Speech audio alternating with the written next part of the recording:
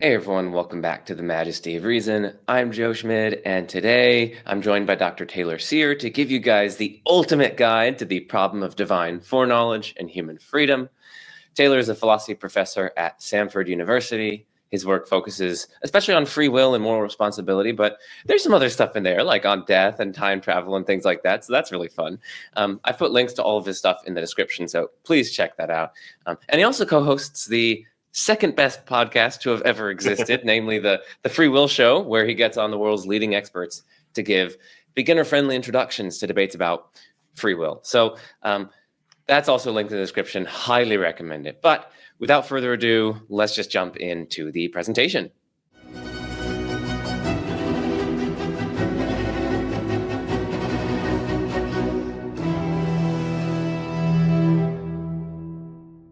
Thanks for having me, Joe. I'm excited to be back on your channel. And I'm excited to talk about freedom and foreknowledge. So here's the plan. Bit of background. This won't take long at all, but just to get familiar with the basic terms of this debate, especially what free will means, what foreknowledge means. And then we'll look at the reason for thinking that there's a sort of dilemma of freedom and foreknowledge, that you have to go for one and not the other, an argument for the incompatibility of human freedom of a certain kind and divine foreknowledledge. And then we'll look at critiques of the argument, responses that try to show actually those two things, freedom and foreknowledge, are compatible with each other. And then for those who aren't convinced by any of those replies, who think that freedom and foreknowledge are incompatible, we'll look at different ways that one might be an incompatibilist. All right, so here's the little bit of background. Two key terms, freedom and foreknowledge. You probably got that from the title of the video. So the sense of freedom at issue in this debate, sometimes called free will, is the freedom to do otherwise than what you actually do. This is sometimes called leeway freedom. I think it's really helpful to imagine, as a sort of analogy to this kind of freedom, walking through a garden of forking paths. This is not original to me. John Martin Fisher has used this metaphor throughout a lot of his writings, but imagine that you're going through a garden of forking paths, and at various points on your walk, you come to a fork in the path, and you can go to the left or you can go to the right. There's no fence there. There's no wild animal scaring you from going down that path. Each one looks genuinely open to you, and it seems like, if you have real freedom to choose which path to walk down, it's up to you whether you go left, whether you go right. Now think about not just the case of walking through a garden, but think of making a choice about, what to have for breakfast, or whether to go on that date, or whether to accept that job offer. On this view of freedom, leeway freedom, for it to be genuinely up to you, for you to have free will with respect to those choices, you've got to have at least two options, right? Maybe there's 3, 4, maybe it's just the option of having breakfast or not having breakfast, but you've got to have at least two options, and it has to be genuinely up to you which one that you do, whether you make this choice or that choice or no choice at all.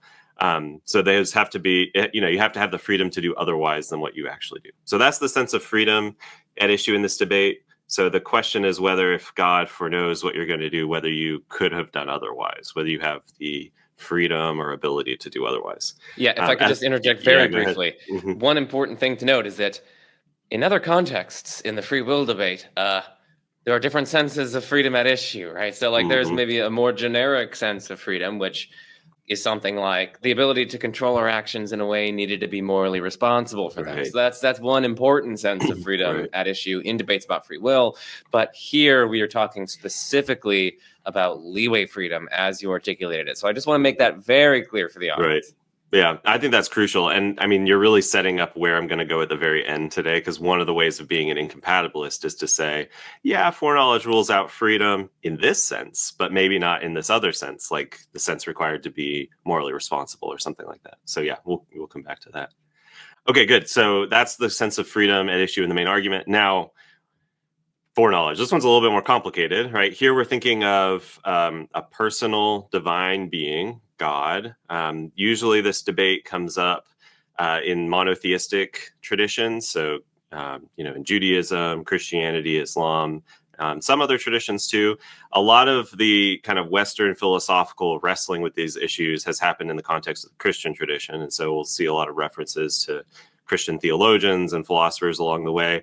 But this isn't like a distinctively Christian problem. It's a problem for a picture of God where God knows what's going to happen in the future. So I just wanted to make that kind of explicit at the outset. So what's the sense of foreknowledge at issue in this debate? Well, I think it's helpful to think about two features of God's knowledge. One is the scope of his knowledge, and the other, sort of like a modal property of his knowledge, his infallibility. So to say that God foreknows what we're going to do, I think that follows from a more general picture of omniscience, where God knows everything, including the contingent future, what's going to happen in the future relative to now. So, right now it's 2025. In 5 years, it'll be 2030, right? If God has exhaustive foreknowledge, including of the contingent future, it seems like he'll know, what I'll be up to, on this day at this time, 5 years from now. That would be included in the scope of his foreknowledge. So it's not just that God knows everything there is to know about the past or even the present, but God knows what will happen in the future. Yeah, and not just what will not merely what will happen. I mean, we might want to clarify systematically every single fact, like comprehensively every single detail of the future. So that's one thing to clarify. And secondly, the second thing to clarify is we are also talking about future contingents specifically that he knows, right? So future contingents are facts about the future which are not presently determined. So there's nothing about the present or the past together with the laws of nature which entails that it's going to be the case. It's still currently, as it were, open. Things might develop the one way, but they might also develop the other way. And God knows which way the future will in fact develop, even if it's not presently determined. So that's just another clarification if you want to add anything to that. Yeah, that's helpful. And we'll see that one way of responding to the argument, which really just kind of accepts the argument that we're going to look at in a minute, is to say, well, since God can't know the future and let us have free will, I guess he doesn't know the future. And there's a version of that view. This is kind of the open theist view. There's a version of that view that says this is no kind of mark against God's omniscience, because on the certain view, God doesn't actually, there are no truths about what will happen. There are no truths about the contingent future. So it's not like there's stuff out there for God to know and he just doesn't know it for some reason. It's that, no, there's nothing to know. The future's open in that radical way. So we'll talk more about that kind of view in a minute. But yeah, I guess the way that traditionally theists have conceived of omniscience is it includes the contingent future. And you mentioned this is contingent, not just in the sense that it's not necessary. It's also not determined by, say, the state of the world now together with the laws of nature. So there are some compatibilists in another free will debate, compatibilists about free will and causal determinism, who I think can just say, well, whatever my solution to this problem of, causal determinism and free will is, I'm just going to kind of carry that over into this debate about divine foreknowledge. But most of the action in this debate, freedom and foreknowledge, sort of assumes incompatibilism is about causal determinism and free will. And so the issue is, can you be a sort of libertarian about free will, someone who thinks we have free will and that's incompatible with causal determinism, and yet think God could foreknow what we're going to do freely? You'll see when we get into the kind of compatibilist responses to this argument, they're all incompatibilists in that other debate. They're libertarians. That can be confusing, but you just have to be clear about what kind of compatibility you're talking about. What are the two terms that are supposed to be compatible or incompatible? Okay, now let's get to infallibility. So there are lots of different ways of spelling this out, but I think the basic idea is pretty straightforward. Given the kind of perfect being that God is, God can't be wrong. He doesn't have any false beliefs. He doesn't believe anything now that will turn out to be false later.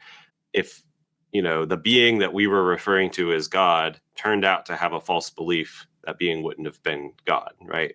If God's got a belief, then it's got to be true. So God's knowledge of the future is sort of different from yours or mine, right? Sometimes I know things about the future, but it's still possible for me to be wrong. It's not like that for God. God can never be wrong. There's no possible world in which God has a false belief. And this is going to be relevant to the argument. One of the premises really depends on this assumption about God. But I think, for theists who are interested in the problem of freedom and foreknowledge, this should look pretty good. I don't think anything too controversial is tied up with this idea of infallibility. Right. It's just God can't have false beliefs. Yeah. I mean, He can't. Yeah. Yeah, he can't. He can't have false beliefs. It's pretty plausible. Okay. That's metaphysically impossible. Yeah. Yeah. Okay. Go on. Okay, good. All right, so that's it by way of background. I'm sure some of that stuff will get teased out in more detail later, but those are the key terms: freedom and foreknowledge, and a little bit about what's going on in the background. Now, here's the argument. I tried to get it all in one slide. There are longer versions of this argument. There are actually shorter versions too. I might talk about one of those in just a minute. But this is what I think is like the easiest way to present the key argument for incompatibilism in a way that's pretty straightforward, pretty simple to understand. It's the version that I teach when I teach this problem with my undergraduate students. It makes a few additional assumptions about God. In particular, I'll make some clarifications after I talk through the argument, but it sort of assumes that God is in time, and that's something that some theists will reject. But for just getting into this kind of freedom foreknowledge issue, I think it's a great entry point. So choose some action, call it A, that you do at some time T. Right? It could be some action that you've performed in the past, or it could be something you're doing right now. It could be something you'll do 5 minutes from now, right? Perhaps it's me raising my hand 5 minutes from now. Pick any arbitrary action at any time. And what'll have to be true, given our assumptions about God, is that 1,000 years prior to T, God believed that 1,000 years ago that you would do that action A at time T. So 1,000 years before you do the thing, God knows you're going to do it, right? Again, we're assuming that God's in time, and that means, it's not like God popped into existence yesterday or the day before that. He's always been around. This is one way of spelling out the idea of God's eternity. He's always existed. But in any case, he definitely existed 1,000 years ago and knew that you would do the thing that you're going to do. This follows from our assumption that he foreknows, and that foreknowledge includes in its scope the contingent future. Okay, so I'll come back to this at the end. Nothing special about A or T. You can run the argument with respect to any action at any time. Okay, now if that's true, you're going to do some action A at T, or you're doing it now, right? And you're free to do otherwise than A at T, then you'd have to be able to do something such that one of these two things, A or B, would be the case. All right, A, God would have had a false belief 1,000 years ago, or B, God would have had a different belief 1,000 years ago. So the idea here is, and I'll say more about it in a minute, but the idea here is like, okay, so if God had this belief 1,000 years ago, and it's about your doing A at T, right? What would the world have to be like for you to not do A, right? Given that we're already assuming that God had this belief 1,000 years ago, that you're going to do A at T. Well, it looks like one of two things would have to be the case. Either God had the belief or he didn't. If he had it, it's false when you do otherwise. And if he didn't have it, he'd have to have some different belief, or he'd have to at least not have that belief that he actually had 1,000 years ago. Those look like the only two options. But then now when you start to think about it, do you have the power to do something? Are you able to do something such that God would be wrong, have a false belief 1,000 years ago, or that he'd have a different belief than he actually had 1,000 years ago? The third step of the argument, premise 3 here, says, you don't have either of those powers or abilities. You can't do something such that God would have a false belief 1,000 years ago or a different belief 1,000 years ago. Okay, now what's amazing about this simple kind of conditional version of the argument is logically follows from 1 through 3 that you're not free to do otherwise than A at T. So it looks like if you want to deny that conclusion, that you're not free to do otherwise than A at T, assuming the existence of God, who is omniscient in the sense that implies foreknowledge of the contingent future, then it looks like you're going to have to deny one of the premises to get out of that conclusion. In other words, the argument basically shows that if God knows what's going to happen in the future, then we don't have free will in this sense of freedom to do otherwise. What do you think, Joe, about the initial presentation of the argument? Anything that needs clarification? I think it's very clear. Pick any arbitrary action, any arbitrary time that you perform at that time. And God believed long, long, long ago that you would do that because, again, we're assuming that God has comprehensive foreknowledge of the future, including the contingent future. And if I'm free to do otherwise than A at T, if I could have done otherwise, then I'd have to have some ability to either bring it about that God had a false belief or that, God had a different belief or no belief at all in the matter. But it seems like, clearly I don't have the ability to do something such that were I to do it, God would have a false belief. Because we're assuming that God's infallible, and it's not like it's somehow up to me to do something such that if I were to do it, God would not be infallible. So that's definitely quite plausible. And moreover, you're probably going to get into this, but it also seems like, I don't have the ability to do something such that were I to do it, God would have had a different belief or no belief at all 1,000 years ago, because that's just like part of the past. And it seems like my abilities are only the abilities to kind of add to the given past. I can't like change or alter or do something about the past, it seems. If some like entity in God's mind, some event that happened 1,000 years ago, how can I now do something such that, like, if I were to do it, that event wouldn't have happened? Like, I have to have some spooky, weird kind of power over the past, which seems really implausible. Like, no one thinks that I can do something such that were I to do it, the Great Pyramids would not have been built. Like, no. Like, that's just like something about the past thousands of years ago. And there's nothing I can do such that were I to do it, those wouldn't have been built. And that's because my powers are only the powers to add to the given past. And yeah, it seems then that given that God had this belief 1,000 years ago, that's either in God's mind or some sort of a current event or something like that. I don't have the ability to, as it were, bring it about that never happened. Yeah, so I agree. And premise 3 is going to be where all the action is. And especially concerning B, because you're right, it looks pretty plausible that no one can make God, if he exists and is infallible, make him not infallible. But maybe you could have some kind of power over the past. That's sort of up for debate. But I agree, it's very intuitive that if we have the freedom to do otherwise, it's got to be like holding fixed the way that things have gone, the given past, so to speak. I should mention really quickly, like, I'm going to give some recommended resources if people want to read some stuff on freedom and foreknowledge at the end. But this argument is sort of inspired by a classic paper by Nelson Pike from 1965, Divine Omniscience and Voluntary Action, and then sort of different ways that authors have represented the argument over the years, including especially John Martin Fisher's kind of conditional version of the argument in Metaphysics of Free Will from 1994. But as I'll say in just a minute, there are other versions of the argument too. I think this one, just presented as a kind of simple kind of conditional inference, shows you the problem and kind of where you'd have to try to poke a hole in the argument to get out of it. All right, so that's the argument. Here's some commentary on the argument. As you can see, the argument is just copied and pasted on the left here, and on the right, we've got my clarifications, and then we'll talk a little bit more about support for premise 3. So there are other versions of the argument. Pike's own version was like several steps longer. I've simplified things. If you go to the Stanford Encyclopedia of Philosophy entry on freedom and foreknowledge, which is excellent, it's by Linda Zagzebski, and then recently David Hunt has added to it. There's a more complicated version of the argument there too.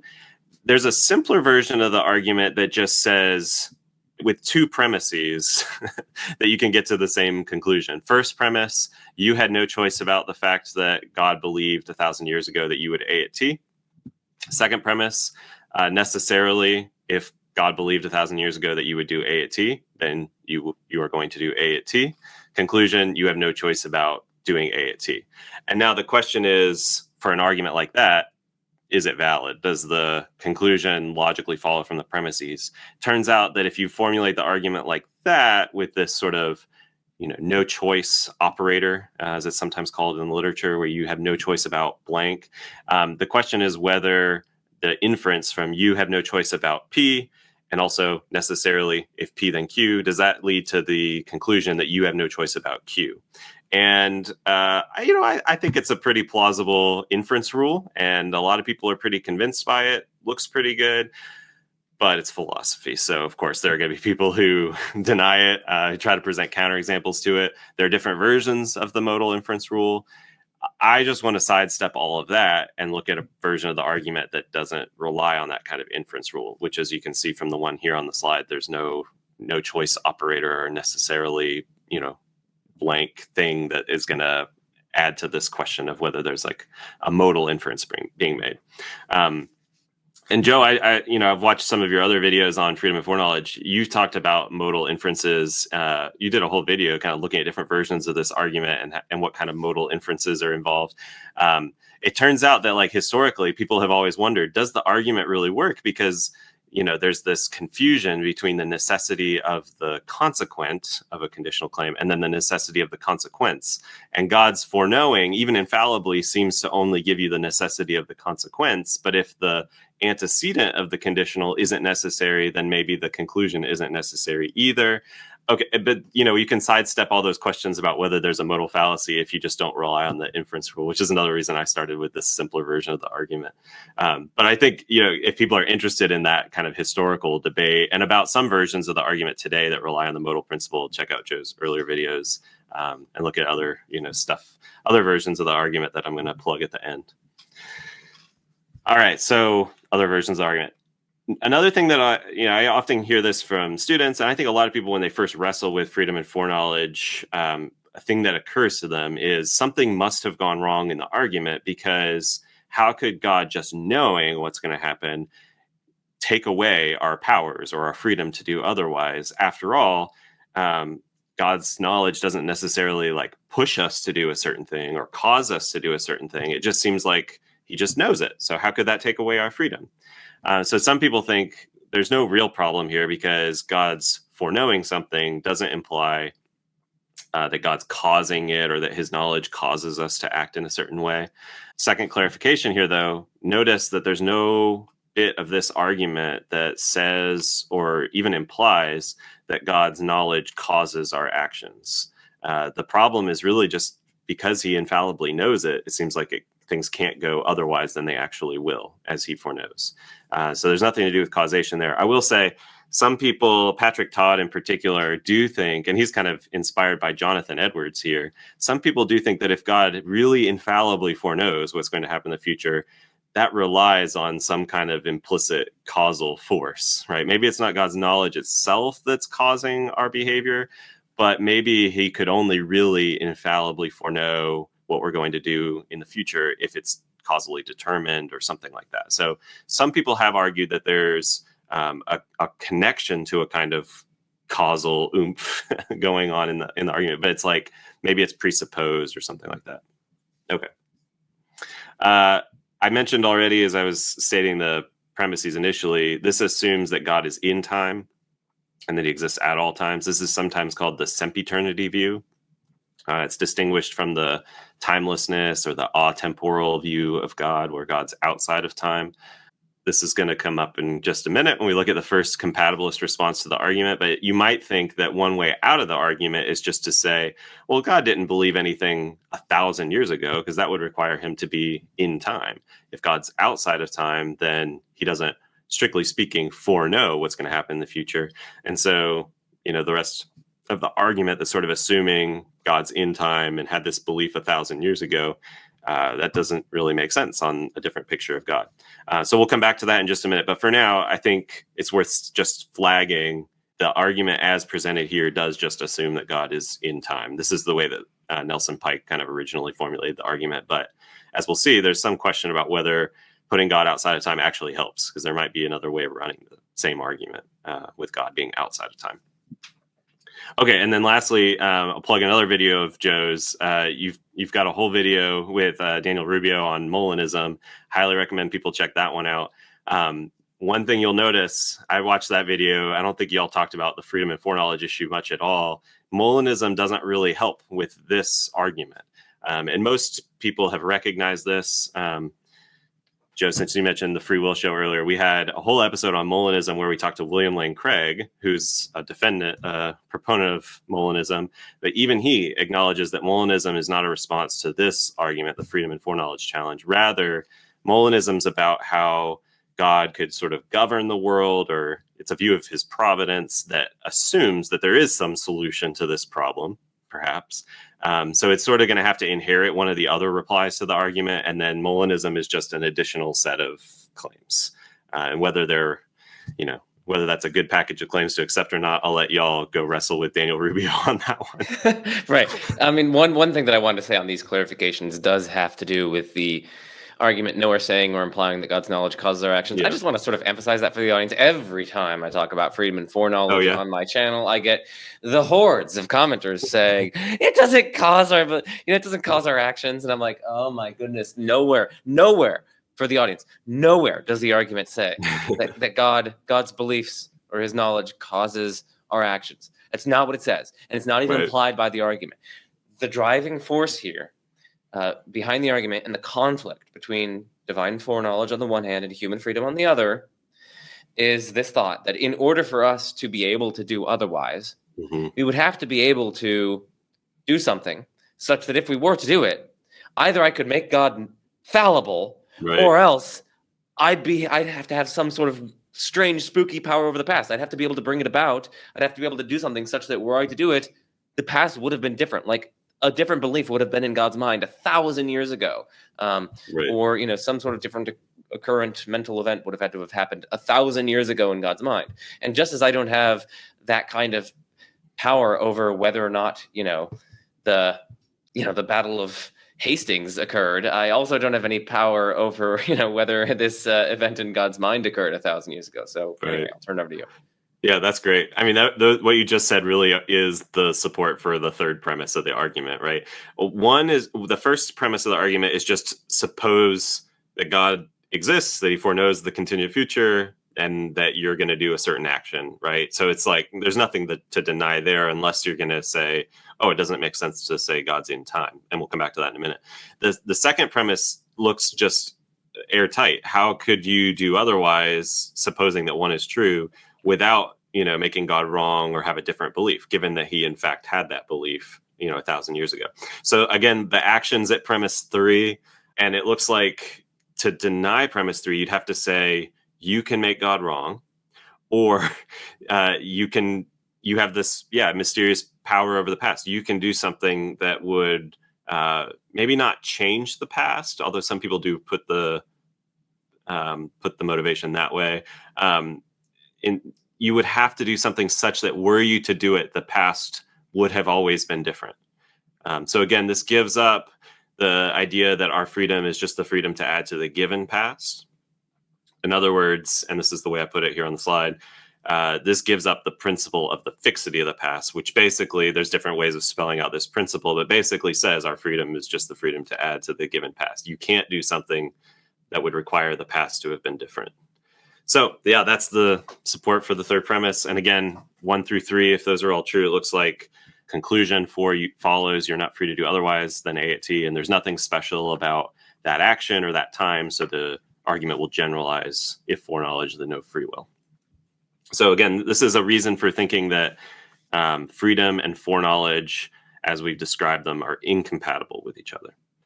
All right, so now here is my kind of overview of popular responses to the argument. All of these have contemporary proponents. Some of them have been more or less popular over the last few decades, but each of them has people defending them now, and they're all interesting and worth looking at. And they also all have kind of like historical proponents to influential people from throughout various religious traditions. So compatibilist responses are those that are going to try to reject this conclusion and say, actually, God can foreknow what we're going to do, and yet we can still have the freedom to do otherwise. Incompatibilists are going to accept the conclusion, and then they'll have to say something about why that's not such a bad thing, why it's okay. Freedom and foreknowledge are incompatible. So the 3 main compatibilist views that I'm going to talk about are timelessness. We've already alluded to that one. The next one is Ockamism. This one appeals to God's beliefs being soft facts about the past, and I'll say more about what that means in just a minute. Named after William of Ockham, a late medieval Christian philosopher, theologian. And then finally, and this I think might be the most popular kind of contemporary response, but it too goes way back to at least Origen of Alexandria in the Christian tradition, which is just a few centuries AD. This view is going to say something about why we do have power over the past, given that God's beliefs are going to depend on what we do in a certain way. And then the incompatibilists, I already mentioned open theism earlier. This is going to be the view that freedom and foreknowledge are incompatible, and so you should choose freedom. And then the Sourcehood view will say, yeah, freedom and foreknowledge are incompatible, so let's choose foreknowledge and give up freedom, and then try to say why that's not so bad. So let's talk about timelessness. This is the view that some people say goes back to Augustine of Hippo in the early 5th century, but probably I think it's better to think of this as really starting with Boethius just decades later. But Augustine did think that God was outside of time, and many Christian and other theologians have thought this, but Boethius was the first one in Consolations of Philosophy to really try to apply that timelessness view of God to the problem of freedom and foreknowledge. And I don't think Augustine himself would have bought everything that Boethius says. So I think this is the Boethian solution. Catherine Rogers thinks Anselm has the same view. Eleanor Stump says Thomas Aquinas has a close enough view that we can call it Thomism if we want to, although that term is a lot more loaded and can mean a lot more different things than maybe Boethianism does. But anyway, I'm going to just call it the timelessness view or the atemporal view. And again, the basic idea is God is outside of time. So strictly speaking, God doesn't know in advance what we're going to do, because in order to know in advance what's going to happen, you'd have to be in time and anticipate things. But if God's outside of time, he doesn't anticipate things. So this is like almost too simple. No problem of freedom and foreknowledge because there's no foreknowledge. And you might think, well, wait a second, doesn't that give up this picture of God as knowing everything, including the contingent future? But no, if God is outside of time, he can know what's going to happen in the future relative to now, so our contingent future, but he himself will know that timelessly. He'll know it from his eternal present, from the atemporal realm. So he'll have knowledge of what's going to happen in time, from our point of view, in the future, without himself anticipating it. He's just going to see it all at once.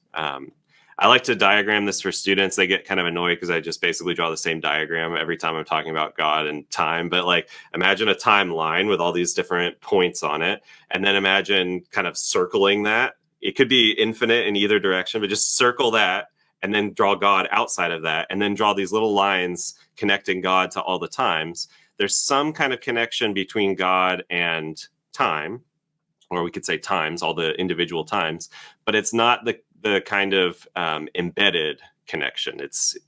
He's removed.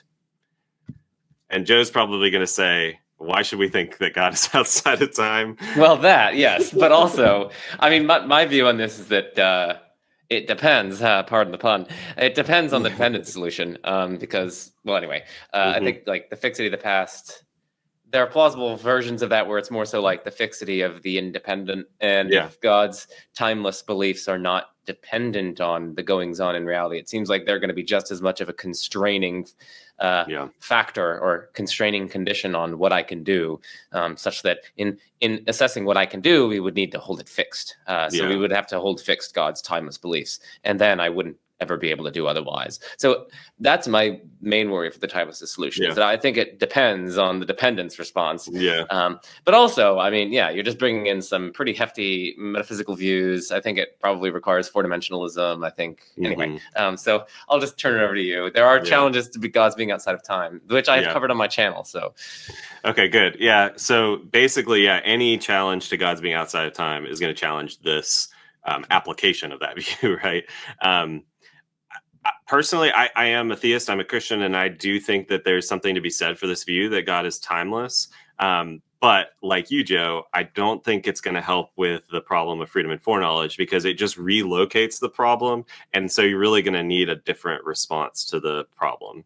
And that is my view. Let me just say, like, when the view first started getting articulated in the contemporary debate, especially in like the 60s, 70s, 80s, in response to Pike's argument and the kind of renaissance of work on freedom and foreknowledge that followed that, I think a lot of people initially were like, well, this is kind of hopeless because it's hopeless to make sense of the timelessness view of God.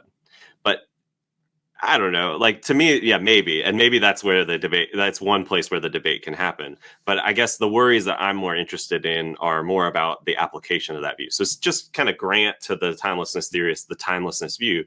Does it help? And right away, people started to raise this problem. Linda Zagzebski has a great discussion of this in her book, which I have here. I'll hold it up, from the early 90s, The Dilemma of Freedom and Foreknowledge. She has a great discussion of this Boethian view and basically says you can modify the original argument such that we remove references to God's temporal beliefs, like having a belief 1,000 years ago, and just replace all of that with timelessness language, and you get the same conclusion that we're not free to do otherwise. And it's because of what you just said, Joe, that it seems like just as the past is fixed, if there is a timeless realm, it seems like that's, at least as fixed as the past is. Something we seems don't have more power fixed over. if it's More fixed, timeless. It's just this immutable reality. Yeah. Just that there's no That's what use Zagzebski crying says over. too. Yeah. Just as there's no use crying over spilled milk, there's no use crying over timelessly spilled milk. I mean, Yeah, it's just right. like Yeah. totally permanent and stuck there. So like, it's almost worse. Yeah. Anyway, yeah. Yeah. I think timelessness theorists or Boethians have kind of registered that is a worry, and so the things that they say about their view and how it helps to solve the problem end up saying something about how the timeless realm is not as fixed as you might have thought. Or at the very least, this part of the timeless realm, God's knowing timelessly that you're going to A at T, or I should say that you A at T, because from the timeless realm it's not going to, it's just Joe A's at T. Could it be that timeless knowledge in some way kind of depends on what we do, and so it's not over and done with, or beyond our control, like maybe the past is?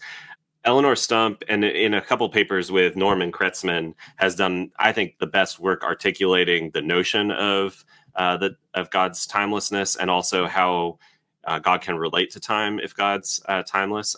They have a paper from, I think it's 1981. It's definitely the 80s, called Eternity.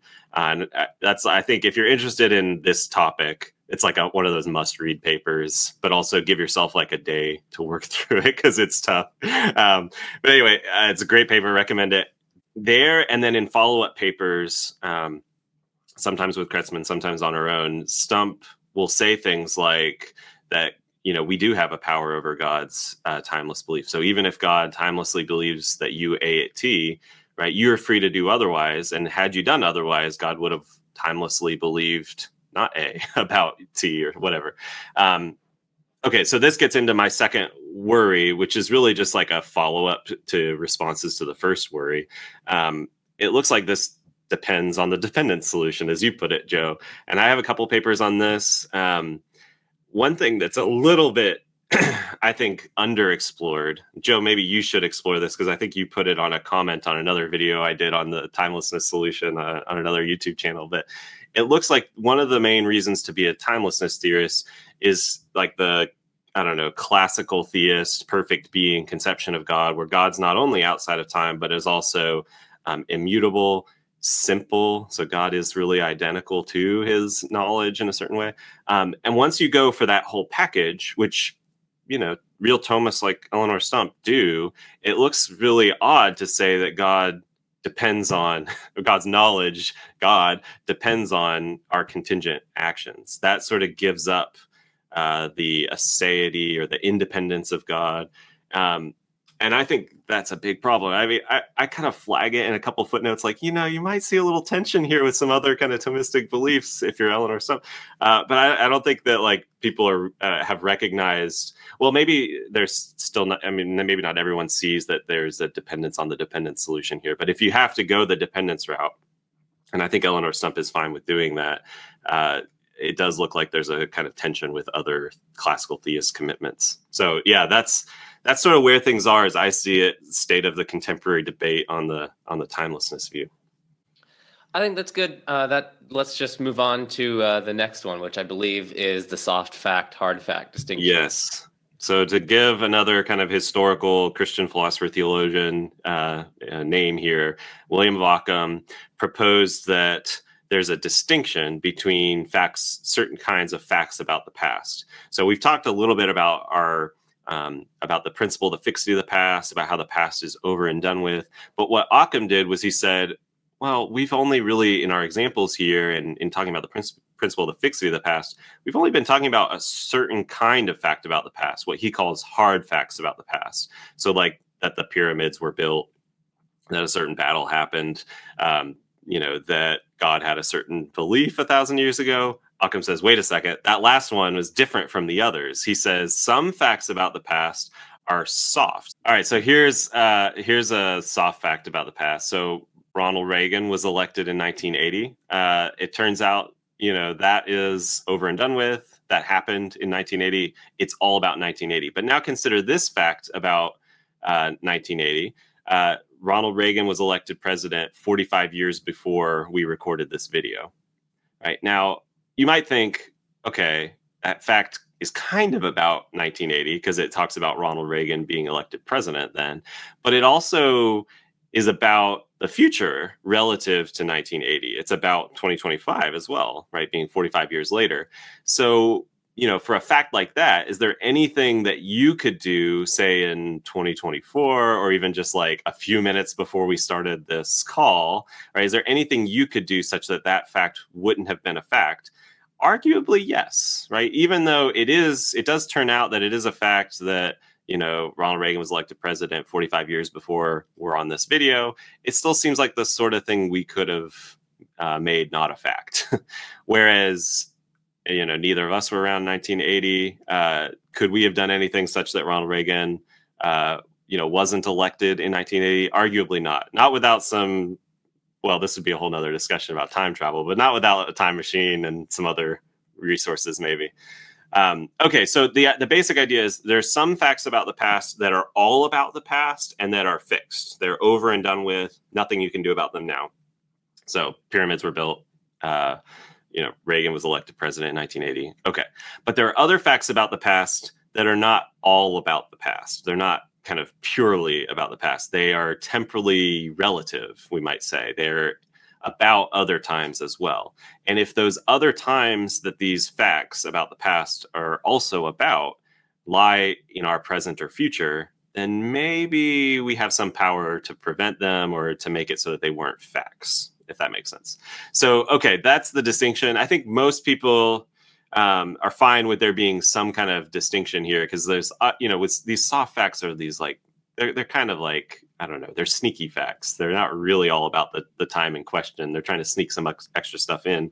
I think most people are okay with saying, well, yeah, if that's a fact, it's not the sort of, unless we're a fatalist who thinks like there's, no one's ever free to do otherwise ever, probably you'll think you're free to do otherwise, even if that soft fact is true, like the one about Reagan being elected president 45 years before our recording this video. Okay, now we'll come back to that in a minute because actually there are some questions about exactly what makes a soft fact soft.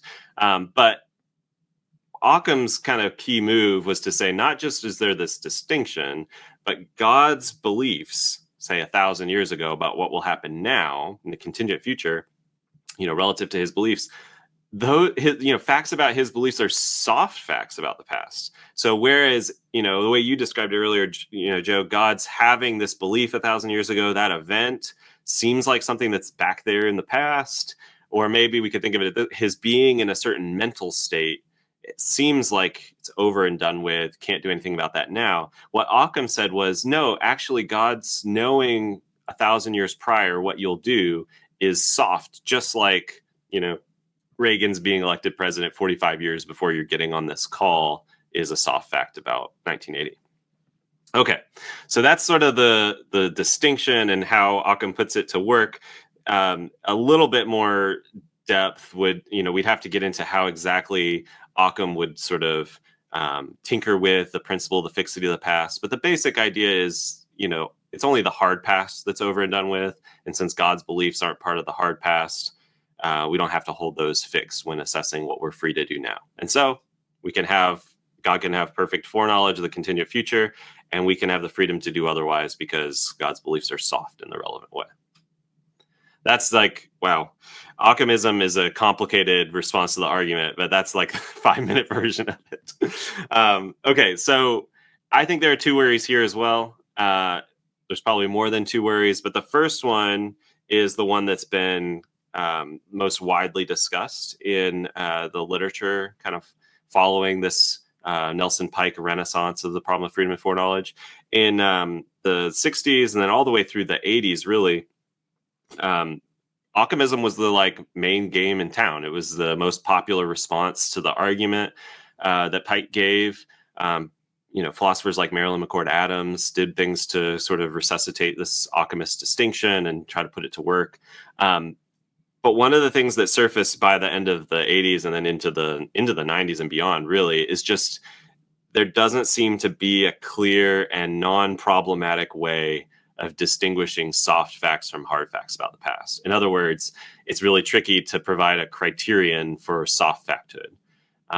The one that I think Adams and some others were kind of leaning on and they were most attracted to involved entailment. So here's a difference between, Reagan's being elected president in 1980 versus Reagan's being elected president 45 years before our call. Here's a difference between those two facts. The latter one entails that we're on this call, right?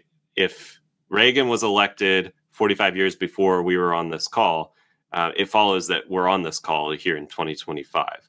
But our being on this call is not entailed by Reagan's being elected president in 1980, right? So the hard fact doesn't entail anything about the future. So the entailment criterion says, whereas the soft fact does. It entails something about the future relative to the time in question.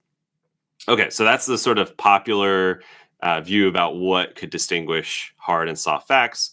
I'm not really sure whether Occam himself gave that much, information about exactly what makes the soft fact soft, but he did say God's beliefs are going to count in this category, and clearly God's beliefs entail the things that his beliefs are about.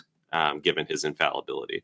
So it seems like that might work, but here's the problem. Every fact about a time entails something about the future relative to that time, even the so-called hard facts. So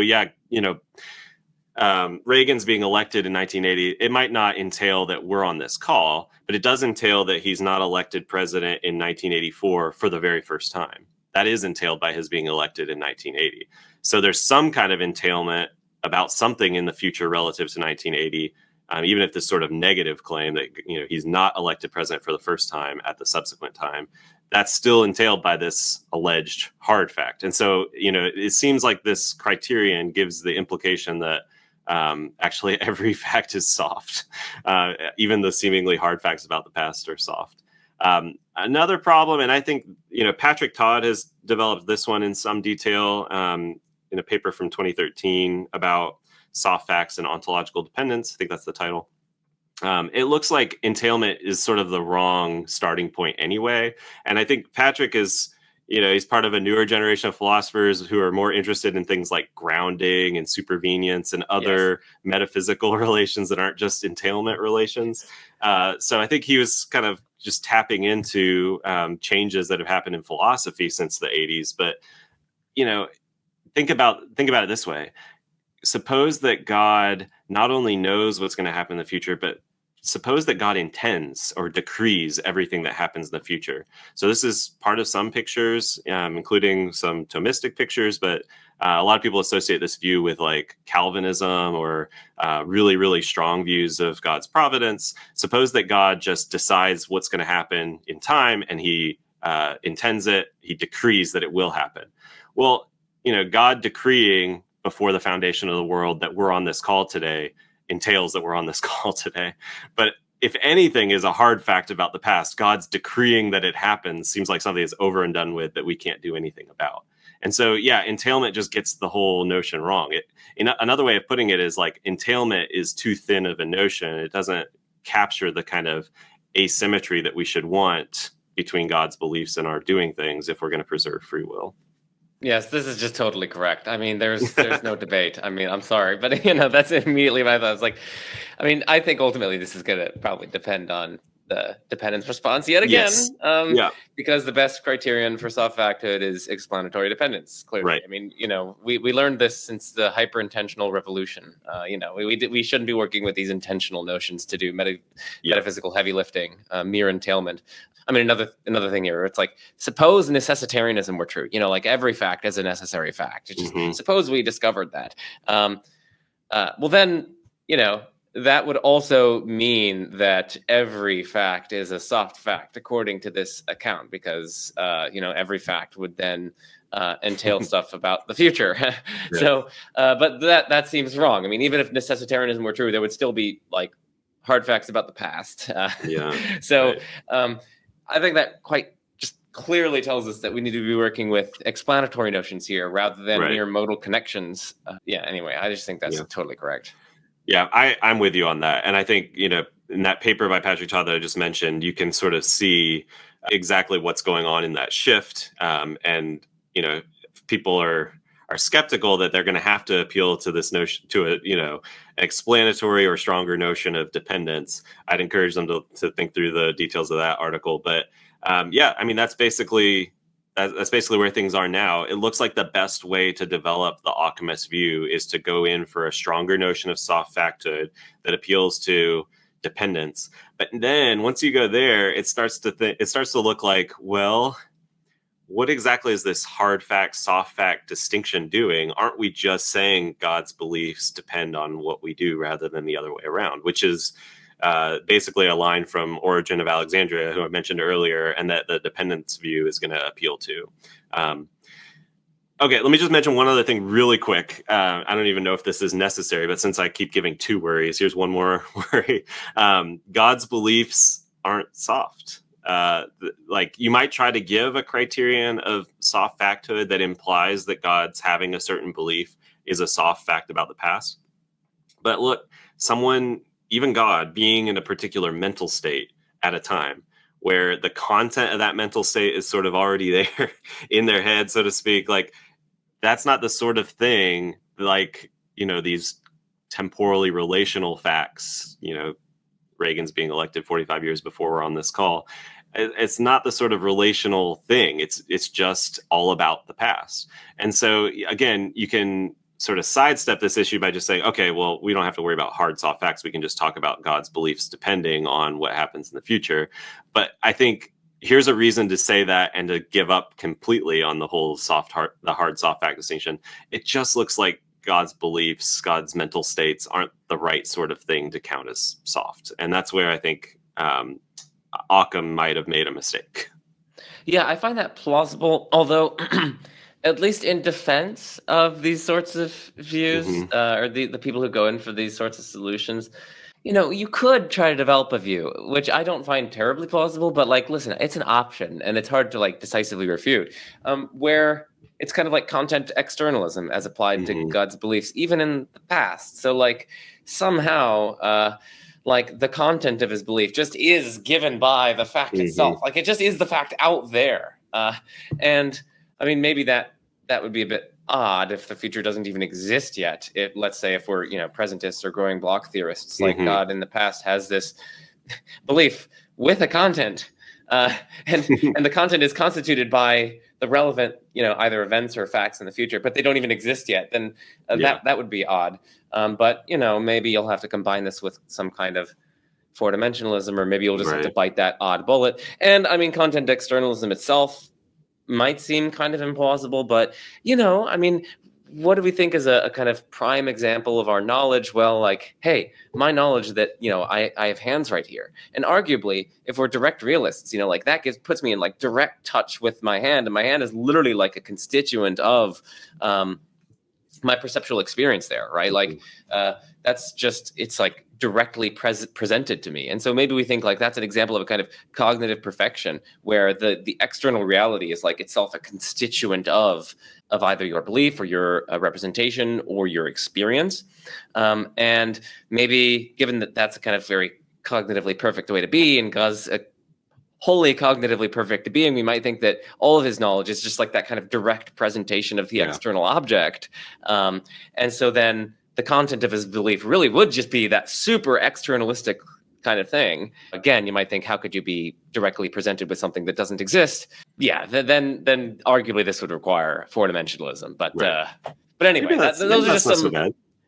What'd you say? I said maybe that's not so bad. Right. Yeah. Maybe it's not so bad. But you are opening yourself up to additional challenges to four-dimensionalism, and your view is less modest if, in order to solve the problem, you just stake a flag in a seemingly separate debate with lots of other problems and issues that arise there. Sure. But yeah, those are my thoughts on that. Yeah. Okay, so this is gonna be really niche, but there is a great paper by Alicia Finch and Michael Ray on whether Ockamism requires this block view of time, eternalism. So in other words, why you couldn't be a sort of presentist or growing block theorist in the ontology of time debate if you're an Ockhamist. And actually, a lot of those issues are going to carry over to the next view that we talk about dependence. And I think this is one of the areas that's like, a lot of this is cutting edge, but this is like very cutting edge. Lots of people are still thinking about the issues about time in connection with dependence. So yeah, people can look at that Finch and Ray paper and check that out. I'm sympathetic to their view that in order to have this Ockhamist view, you do need to think that the future is not open in the presentist or growing block theorist sense. So there are facts about the future, and God knows them. And yeah, you might do the kind of, content externalism view. That this is even more niche, but that reminded me of a paper that I read back at grad school.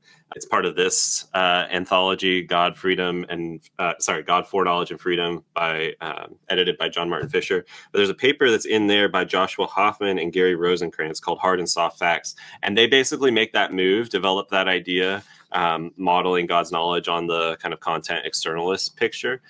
To me, and I think I wrote a paper about this in grad school that has probably been sitting at the bottom of a file on my computer ever since, and I've never done anything with it, but kind of arguing that this implies that you're doing A and you're not doing A, if both are really open to you, are going to have to be consistent with God's being in the mental state that he was in, say 1,000 years ago. And it's really odd to think like either way you go are going to be consistent with God being in that mental state where that mental state kind of represents the future. It's like an odd package of views. I probably made a more ambitious and probably like foolishly quick argument in that paper in grad school. But I do remember thinking like there's something odd there about combining that externalist picture with the hard soft fact thing. There are oddities and implausibilities, I think. Yeah. Let's move on to the dependence response. All right. So the dependence response has a long history too. I didn't name it after anybody. I don't know that anyone has given this a name after a historic theologian or philosopher yet, but a lot of people point out that line from Origin of Alexandria that I keep quoting. Also, Molina, after whom Molinism is named, has some lines about dependence that often get quoted. And then, although he was sort of working out a version of the Ockhamist view, Alvin Plantinga suggests some things that look more like the dependence response in a classic paper from the 80s on Occam's Way Out. So lots of people have kind of been attracted to this notion of dependence. What exactly is the view? So this is one take on what exactly makes a response to the dependence response, but I think it's a good one. It's from a paper by me and Andrew Law on the dependence response. We're split on whether we think it works, but we did write a paper kind of clarifying what the view is and how it intersects with the dialectic. So if people are interested, they can check out that paper. I think it's called Freedom, Foreknowledge, and Dependence in American Philosophical Quarterly. We think the dependence response sort of essentially boils down to these two claims. First, this is about what we're able to do or whether we can do otherwise. Any fact that's dependent in the right way on an agent S performing X, that's some action, should not necessarily be held fixed when assessing whether S can do otherwise than X. If you want a kind of slogan for this part of the view, it's basically like, don't hold dependent facts fixed. I just realized that slogan's a little bit of a tongue twister, so we probably won't put that on any bumper stickers, but okay. Second, and this is again related to the like Ockhamist kind of move, treat God's beliefs as dependent in the right sort of way. So God's past belief that S will perform X is dependent in the right way on S's performing X. Given that God's beliefs on this view depend on what we do, and given that dependent facts should not be held fixed, God's beliefs are no threat to our freedom to do otherwise. Now, some proponents of the dependence response, I think Trenton Merricks in particular and some others, have said, if you accept this claim that God's beliefs, including his beliefs 1,000 years ago, depend on the future relative to that time, the argument that we saw from Pike and other expressions of the argument sort of just like beg the question against the theist who accepts a kind of dependence of God's foreknowledge on what we do. But I don't think that's quite right. I think, and Andrew and I argue for this, you shouldn't think, even if you're a dependence proponent, you shouldn't think the argument begs the question. You should just think it's got a false premise. In particular, you should think that actually you can do something now such that God would have had a different belief 1,000 years ago. In other words, premise 3 of the argument's false. In particular, that bit 3b, you don't have the ability to, change the past, so to speak, right? Actually, you do. Maybe you can't change the past, but you can do something such that God would have had a different belief in the past. Why? Well, because on this view, God's beliefs are dependent on what we do. And were you to do otherwise, right? Given that God's beliefs are dependent, God would have had a different belief about what you would have always done. So, okay, that's the basic idea of the dependence response. You'll notice I kind of glossed over this kind of aside in the first key claim, in the right way. What does it mean to be dependent in the right way? There are different ways of spelling out the appropriate notion of dependence. So if people are interested in kind of the lay of the land, there's a paper in the philosophy journal called Noose by Ryan Wasserman called Freedom, Foreknowledge, and Dependence. Now I'm wondering if Andrew's in my paper has that exact same title. Probably it does. But anyway, Ryan Wasserman's paper, Freedom, Foreknowledge, and Dependence, gives a kind of summary of different ways of spelling out the sense of dependence. So he goes through, modal, logical, causal, all these different notions of dependence. And he ultimately kind of argues that there are problems for any notion of dependence that's not causal. And so he gives a kind of version of the dependence response where it's causal dependence that's the right sense. But others like Andrew Law himself in some other papers, Philip Swenson, they've said, no, it's just explanatory, but not necessarily causal dependence. There's some debate, a kind of in-house debate among dependence theorists about what the right notion of dependence is. But, they'll have to figure that out. They'll have to spell out what the right notion is.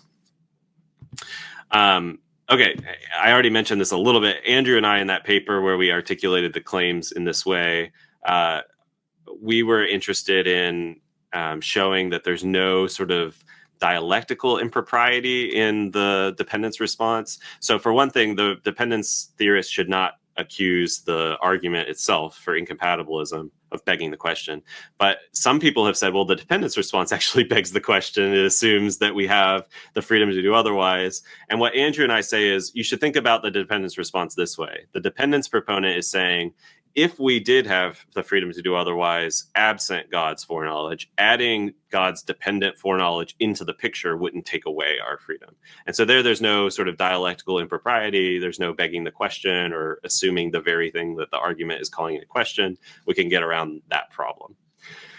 Another thing we do in that paper is we say, we address the challenge that really the dependence response is just Ockamism in disguise. It's just another version of Ockamism. And so it doesn't really advance the dialectic. It doesn't really help. Andrew and I both, I think, agree that the dependence theorist should not become an Ockhamist or should not develop Ockamism in accordance with the dependence response, but we think it could be done and it would be better than the entailment version of soft facthood. So this is what you were alluding to a second ago, Joe. Just go for dependence as a notion of soft facthood. That would be an improvement. So we think that would be, progress in this debate for the Ockhamist, but we also think it's better for the dependence theorist to not weigh themselves down with the hard soft fact distinction and all that, and instead just say you can do something such that the hard past would have been different, right? So you can just say God's beliefs are part of the hard past. It's just if those beliefs are dependent on what we do, those are the sort of things that you have a choice about. You can act such that those beliefs of God's were always different. So the label that's been attributed to the kind of view that gives up the principle of the fixity of the hard past is multiple past compatibilism. I believe that originates with John Martin Fisher and Metaphysics of Free Will. It might be earlier. But anyway, the sort of traditional versions of multiple past compatibilism are very controversial. They are kind of like, I don't know, they're dependent, no pun intended, on the like plausibility of certain thought experiments where there are these backtracking conditionals. So one example from John Martin Fisher is the salty old sea dog. There's this guy who likes to go out on his boat in the middle of the day at noon, but he's very, very like set in his ways, very reliable. He only does go out on his boat at noon when the weather forecast at 9 a.m. looks good. If the weather forecast at 9 a.m. looks bad, he doesn't go out on the water at noon. And so now we ask, suppose it's noon, he's out on the water. Could he have refrained? Well, if he had, had gotten a bad weather report at 9 a.m., he wouldn't be out on the water. So it looks like, maybe it's plausible that he could have not gone out on the water. But again, if you're thinking about the details of the case, this is going to be a scenario where he is out on the water at noon. He got a positive, weather report at 9 a.m. Could he, holding fixed our knowledge of what actually happened at 9 a.m., could he have done otherwise? You might think no, given the details of the case. In any case, it's very controversial. Some people think that whole debate led to stalemates. Like, I have this intuition, you have that intuition, no way to proceed.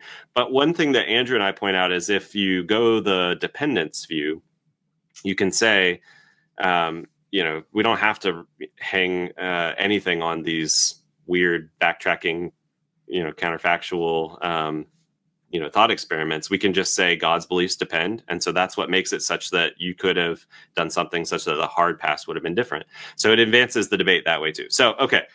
I'm spending a little bit more time on the dependence response than the earlier ones because I think this is really the most plausible of the responses to the argument that we've seen. And we've already seen some reason to think that maybe both of the other views are going to end up relying on dependence claims anyway. This is where there's been a lot of, like another renaissance in the freedom and foreknowledge debate in the last 15, 20 years or more. Okay, 2 worries.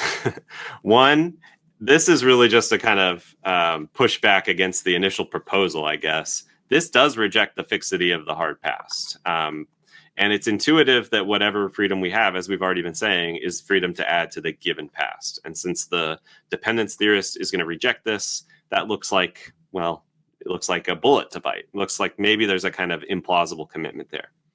I put in the slide here a quick sidebar about time travel. I could talk for more than 1 hour about just this little quick sidebar, but I'm going to exercise restraint and not do that. It turns out Philip Swenson and some other dependence theorists, Andrew Law too, have used cases of time travel to actually motivate rejecting the fixity of the hard past, or at least kind of substituting the principle of the fixity of the past with, as you mentioned earlier, Joe, the fixity of the independent or the independent past. So suppose that you come to believe that you are in the presence of a working time machine, and all you have to do to go back in time, say 1,000 years prior to now, is open it up, go inside, and press, a green button. And then suppose you've got a justified belief that pushing that button will send you back to the past, right? It'll send you back 1,000 years. It seems like if you're in that sort of scenario, you should take yourself to have power over the hard past, right? It seems like you can do something such that you would have been in the past 1,000 years ago, right? Suppose you don't actually get in the time machine. You're too weirded out about visiting, the past 1,000 years ago or something. You don't want to go to medieval times or anything. So you don't you don't actually open the door, you don't press the button, you don't go in. But it seems like, there's no lock on the door, right? There's no one outside with a gun to your head saying, don't go in there. It seems like it's open to you right now to get in the time machine and press the button. And doing so would make it so that you were always there 1,000 years ago. It was always true that you were part of or maybe not always, but before you were even thinking about going to the time machine, it was true that you were back there in that scenario. Okay, so if you came to think that you could do something such that the past would have been different thanks to the time machine, why not think the same thing about God's foreknowledge, supposing that, like in the time travel scenario, right, the thing in the past depends on the future? Okay, I don't know what you think, Joe. Does that help to make the rejection of the fixity of the hard past more plausible? I think so. I mean, at least a little bit. I mean, so it's somewhat similar to something that I've always thought about this. I don't know if I've gotten this from other people or whether or not this has been published, but I've always thought, like, I do some action right now. Like, I raise my arm. Yeah. And on the dependence view, God believed 1,000 years ago that I will do that, right now. And he believed that because I do that right now. But then, let's start to flesh out the scenario or the situation in a little bit more detail. Suppose God made a gigantic planet the size of Jupiter or something 1,000 years ago, and he imprinted on it or something.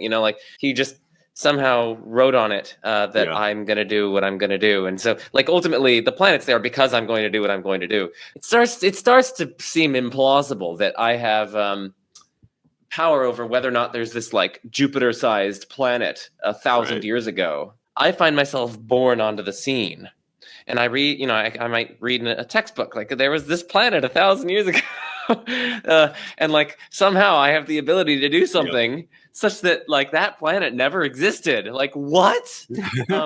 That seems implausible. Yeah, I don't know. So yes, there's a sense in which this removes some of the implausibility, because it really does seem like, my presence 1,000 years ago, it depends on my current choice. It seems plausible. So I do have some control, as it were, over the character of hard facts about the past. So there's a sense in which that's plausible. But then, I don't know, there are other, as it were, thought experiments that pull me in the other direction, where it's this view would imply that I do have power over the presence of a gigantic planet 1,000 years ago. And seems like I don't have that power. But anyway, that's just some of my rambled thoughts on this. Yeah. No, that's great. I'm glad you mentioned that kind of thought experiment. There's been this sort of side conversation in the freedom of foreknowledge debate about whether God could inscribe in tablets information about the future. And this is just one version of a case of telling a prophecy. And in various religious traditions, there are also prophets who prophesy. And so I think you could get certain puzzles about those particular kind of cases. On the dependence view, if God knows that we're going to have this conversation, he knew that 1,000 years ago, and so he went ahead and made a planet where the whole planet is just these tablets saying that we're going to have this very long conversation about freedom and foreknowledge, right? Now it starts to look less plausible that we can do otherwise, given that were we to do otherwise, this planet that's existed for 1,000 years wouldn't have existed. And we could make it even more puzzling by having it so we read about it. We did a science fair project on this planet and all sorts of things. Yeah. Although we would need to be careful if there's causal interaction between the planet and us, because you can get into explanatory loops there, which are arguably impossible. Ideally, I would have to initially set it up so that the planet is causally isolated from us and it's explanatorily isolated from us. There's only the explanatory direction from us to God to the planet, but the planet doesn't somehow come back to influence us in any way. Yeah, that would make we it would hard need to be for careful us about the science fair project, I guess. Or the science fair. Yeah, the science fair project. Oh well, maybe that's after we do the action or something like that. There you go. Okay.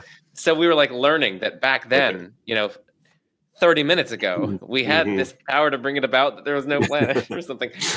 Still be weird. Still be weird. So we can remove the explanatory loops, and the negative intuition still remains. I mean, I know that's how some people try to respond to this by saying, we try to give a debunking style explanation for the intuitions by appeal to the fact that there would be kind of explanatory loops. But I don't think that gets rid of the implausibility.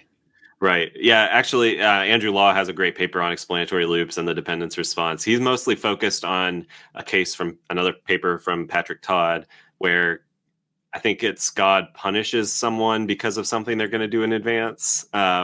It's a great paper. You should check out that paper by Patrick Todd. But then Andrew's got an explanatory loop sort of response to that case. Okay, so because Andrew and I were talking about this, I tried to come up with a time travel case where there isn't an explanatory loop, and it's still intuitive that because of the time travel involved, the relevant agent's not free to do otherwise. And so I'm continuing my quick sidebar about time travel. Here's a time travel case that counts against the dependence response here. So imagine that, let's just make it you and me, Joe. Suppose that you have that time machine that I talked about, but this time you put a lock on it because you're really worried about people going to the past. And the lock on it has a certain combination, a certain code, and you know that code, but I don't. And so suppose I come over and I'm like, hey, Joe, I really want to use your time machine. Can I take it out for a spin? And you're thinking, okay, he's thought a lot about time travel. He knows not to go try to kill his grandfather when he was a baby or anything like that. So maybe I can trust him. But on the other hand, I don't want to let him use the time machine. Maybe he'll get lost in the past or break it, or who knows. So you're deliberating about it. You're obviously very torn about what to do. And I'm sitting there patiently waiting. And then finally you're like, all right, you can use the time machine, and you give me the combination. Okay, so suppose you do that. You decide to, and you do give me that combination. And what I do is I go and I open the time machine and I go back in the past, but I only go like 5 minutes in the past. And I go like, I don't know, a few houses down. And so what I do once I get back there to 5 minutes ago is I walk over very, very secretly. And I keep my distance well enough that, you're not going to notice me. But what I do is from a distance, I listen in on and I watch as you and the younger me have a conversation about the time machine.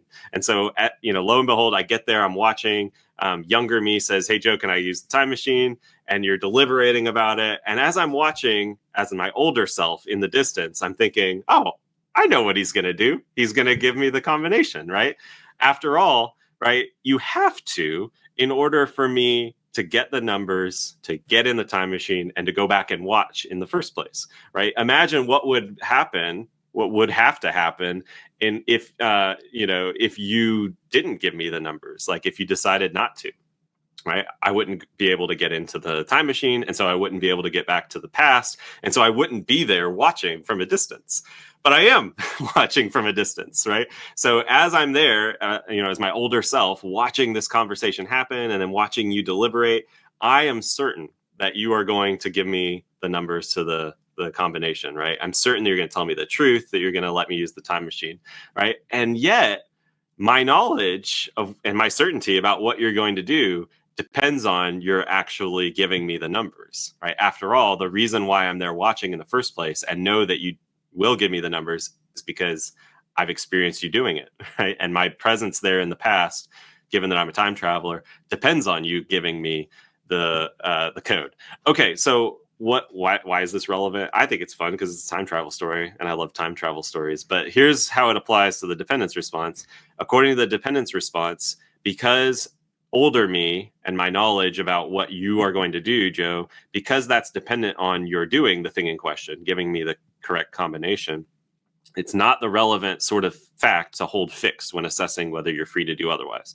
And so given that that's dependent, shouldn't be held fixed, turns out in the dependence response, you very well could be free to do otherwise than give me that combination. And yet that's counterintuitive. It seems like, no, in this case, very clearly, given that I would have to not be there in the past as my older self watching in order for you to do otherwise, it looks like you have to give me the correct combination. So that's from a paper where I'm kind of challenging, the Swenson law, other dependence responses by giving another kind of time travel case that pulls in the other direction. It's not the end of the story, though. I mean, you probably have some thoughts here, but Andrew Law has a really recent paper. I think it came out last year in Faith and Philosophy, taking me to task on this, giving an error theory for my case, and trying to argue that I have some other bullets to bite in trying to run the case this way. But it's an ongoing debate. That's interesting. Yeah. I mean, listen, like, just as you've described it, yeah. Like I share the intuitive reaction. Okay. So there is that. That's one step in your case. Like, hey, you at least share the intuition, like that's this first step. So I do share the intuition. Okay. I was thinking like somehow they're gonna have to give some kind of debunking story. Yeah.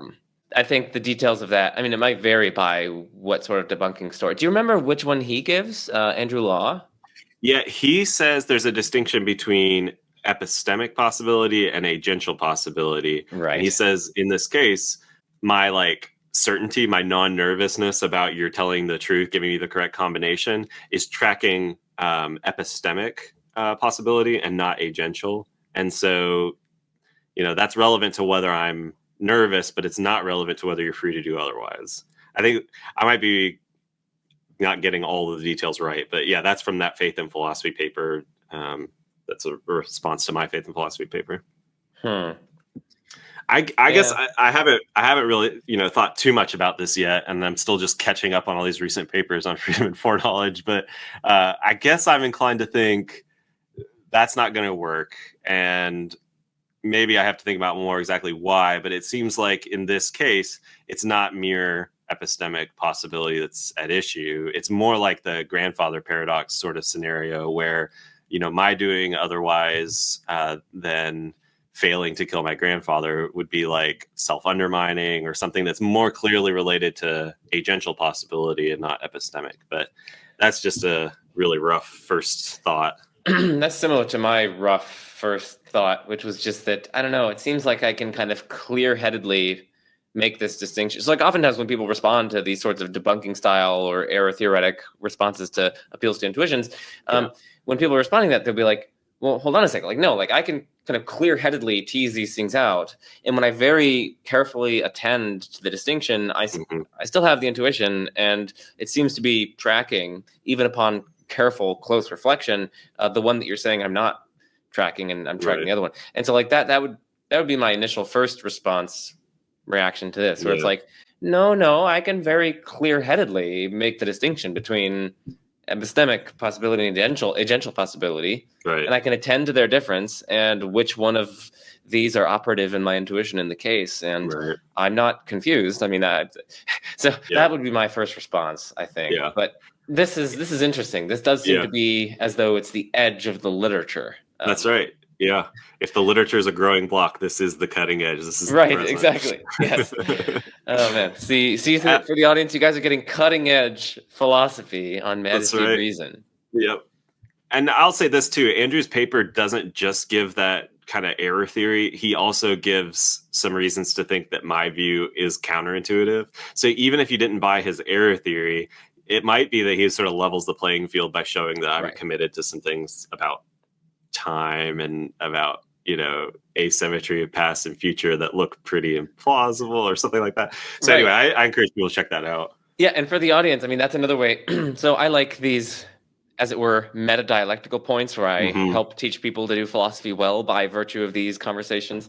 So sometimes I'm like teetering between the first order debates and then the higher order stuff about dialectic. But this is another way that you can respond to these sorts of appeals to thought experiments and intuitions, is to say, firstly, you give a kind of error theory of the intuitions. You say, hey, you're not actually tracking the relevant facts. Your intuitions are tracking some other fact about the situation, and so you don't actually refute my view.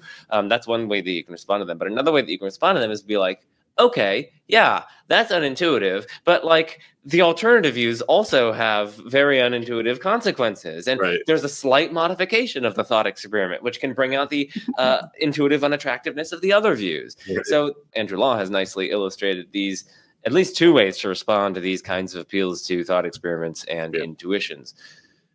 Yeah. And it might be for this debate, there's no view that doesn't come out with some kind of counterintuitive implications or bullets to bite. Yeah. That's probably true. But true. Okay.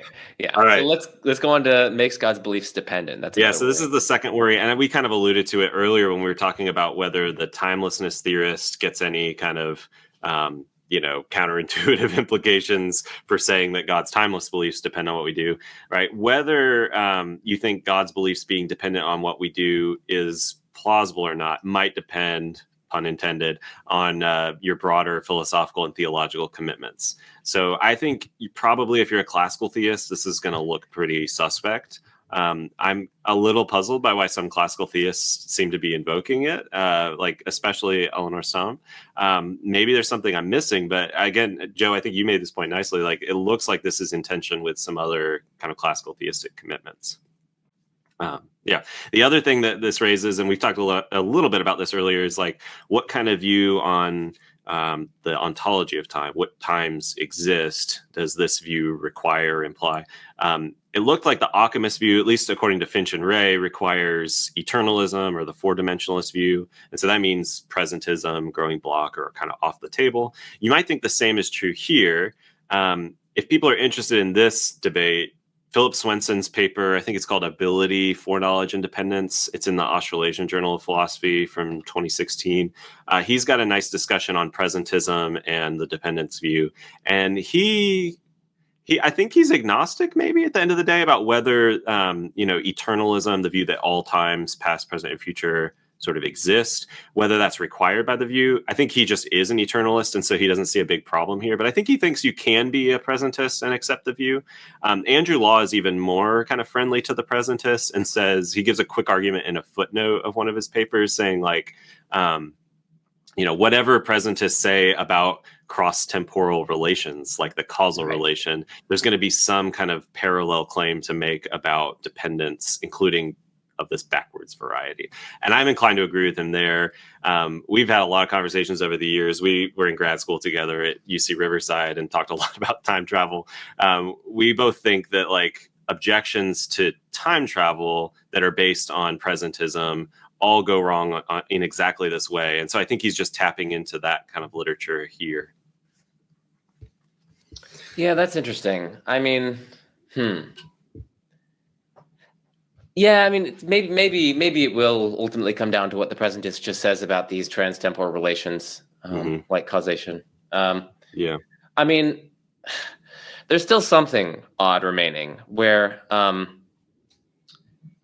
we might think that, like, under presentism, what's not so bad about transtemporal causation, for instance, so like the past causing the future across time, across, as it were, a temporal gap, is that it's Markovian, right? In the sense that the past influences the future by way of the present, right? Like there's, as it were, a continuous train of causal influence that goes through the present. You never get like a jump, a direct causal link from 30 years ago to today or something like that.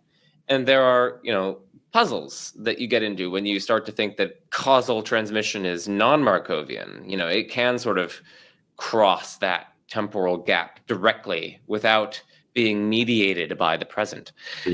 And so maybe that could serve as a relevant difference between, on the one hand, cross-temporal relations for the presentist, which are going to have to be Markovian. They're going to have to, as it were, the past can only influence the future by way of the present, versus, on the other hand, this sort of weird, spooky direct dependence between what happens in 1,000 years and God's past beliefs. So maybe the debates about that can serve as a response to that. I'm not sure. That's just right off the top of my head. Yeah, I think that's a really nice point. In the time travel case, at least, think of like the DeLorean from Back to the Future, like the time machine jumps around in time in a lot of stories, not all of them. I think like Christopher Nolan's Tenet is a really good example of time travel story that doesn't require that kind of jump. But okay, so in those kinds of stories, yeah, it is a little bit more mysterious how you could have the cross-temporal relation if it's not just like, one time followed by the next, or, right next to each other, that kind of, but, what's mysterious for the presentist about, the backward causation jumping, 30 years or whatever, is that the two times don't exist at the same time. They're not simultaneous with each other. So how could you have one thing causing an effect in the other time if they're not right next to each other, or at the same time, I should say? You might think that the same kind of worry happens for two times that are adjacent to each other because they're not simultaneous, right? So you've got to jump, even if it's just from one time to the next. I mean, that gets into some issues about the nature of time itself and, exactly how distinct these units of time are, but that's sort of beyond my pay grade. Let's just move on. We don't need to get into the metaphysical weeds for the audience. I'll just say, like, worst case scenario, yeah, the dependence response requires eternalism. How bad would that be? I mean, it's a pretty popular view. I mean, I guess a lot of people find presentism pretty intuitive, but you know, I myself am an eternalist. Swenson's an eternalist. I don't know what Andrew Law thinks, but it might not be so bad, you know? I agree. It's not so bad. So I agree with that. It's just, I'm always wary when we solve a problem in one area of philosophy by taking on a super hefty commitment in another area, which is open to independent objections from a variety of different sources. That's right. So, and you know, if you can make a move in response to one argument that doesn't commit you to other things, say in the metaphysics of time, like, yeah, that's great. On the other hand, I do think, like, when it comes to this issue, we're talking about God, we're talking about free will. Like, these are big issues. It might be that at the end of the day, we have to look at whole packages. And so, like, you know, does the view where presentism's true and God doesn't have exhaustive foreknowledge, is that, like, better? And that's the one we're going to turn to in just a minute. Is that better than the eternalist picture where God does have exhaustive foreknowledge, but it's, you know, dependent? You kind of have to look at whole pictures, I think. And so if there are these, like, you know, metaphysical implications, maybe it's not so bad if we're going to zoom out at, you know, after we develop the view. I think that's a very good point. And I was actually, it's funny you said that earlier. I mean, you said that because I was thinking that earlier where, you know, like, there's a very nice package of views where it's like, the future is open, we have libertarian freedom, presentism is true, or maybe growing block theory is true. And, like, yeah, God doesn't have exhaustive foreknowledge of the future. It's like a very natural, neat package. That's on the one hand. And then here's a very natural, neat package. It's like, four-dimensionalism is true. God is outside of time. His beliefs, as it were, depend on, you know, the goings-on in time that here just manifest and laid out right before him. Maybe we even have a content externalism view because it's all just there and he has kind of direct acquaintance with it. That's also maybe a very natural view. So I could kind of see these two very natural views. And when you start to try to mix and match, you get some really funky results. Like take this. God not having exhaustive foreknowledge would be kind of weird with, like, a four-dimensionalist view, because, like, the future's it's, like, already there, right? Like, it's literally, like, already true that I'm performing that action and whatnot. Like, it'd be weird if God didn't have exhaustive foreknowledge. And likewise, you might think it's kind of weird if we have presentism or growing block theory with these kind of dependence views, because God's beliefs 1,000 years ago are going to have to depend on what doesn't even exist. How can A depend on B if B doesn't even exist? If there's no such thing as B, I mean, it's weird. So there are some packages that kind of are very natural and elegant and make sense. And those are kind of packages that, I don't know, that I was thinking, like, two that came to mind where I can kind of see the plausibility of both of them. But, like, when you start to try to mix and match, I'm like, this is getting weird. Yeah. No, I think that's exactly right. And I think those two packages that you mentioned and one third one that we'll end with are, for me, like, the main kind of, you know, views or packages of views that, you know, I think should be taken most seriously. But yeah, there are people who want to try to, like, mix and match, and then the puzzle is how to work that out. And, you know, the tools of philosophy are great for that, but you also can get yourself kind of tangled in a knot if you're trying to mix and match. Yeah. Okay. So far we looked at this argument. We saw that if God has this belief 1,000 years ago, it looks like you're not free to do otherwise, specifically because it looks like, you know, you can't make God not infallible. Looks like you'd have to make him have a different belief. Kind we can if God's beliefs are dependent. Okay. We've looked at three responses to the argument, just finished up the dependence response. Now I want to kind of suggest, if you're not convinced by any of those compatibilist responses to the argument, maybe think about how bad it would be to accept the conclusion that freedom and foreknowledge are actually incompatible with each other. How bad would that be? And open theists and sourcehood theorists both say not so bad if that conclusion follows, right? The open theist is the one who says, let's give up on the conception of foreknowledge that we started with. And then the sourcehood views will say, let's give up on the notion of freedom that we started with. So open theism, basically this view says God does not know, or at least all of the contingent future. And there are two ways of kind of spelling this out. One, and this is actually related to what you just mentioned, Joe, sort of, I don't know, a four-dimensionalist picture where there are future times, and they exist, but God doesn't know everything about the future. This is sometimes called the limited foreknowledge open theist view. Usually folks who go this line will say there are facts about what we will do in the future. Those future times exist.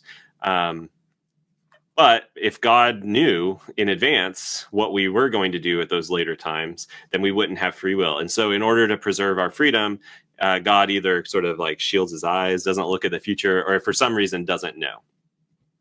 The other version is, and this probably requires growing block or presentism, but the other view is sometimes called the open future, open theist view. And on this view, there aren't truths about the future for God to know. And so God doesn't know, whether you'll choose A or B in a few years from now. But that's not because, he's like not looking, he's like shielding his eyes, not looking in his time telescope or whatever. It's because there's just no fact to the matter about that yet. Or perhaps it's just false that you will, make a certain choice in the future. So actually I have a kind of further distinction here between open future, open theist views. You could deny that future contingents are either true or false. You could say they're sort of indeterminate, or you could just say that they're all false. Right? And now this debate goes back a long time, at least to Aristotle and the Stoics. But Aristotle apparently thinks that future contingents are indeterminate. So will there be a sea battle tomorrow? Supposing that's like a contingent event, could happen, could not happen. Aristotle says it's indeterminate whether there will be or won't be a sea battle tomorrow. Other open futurists will say claims about the contingent future are false when they're made in advance. So it's false that there will be a sea battle tomorrow.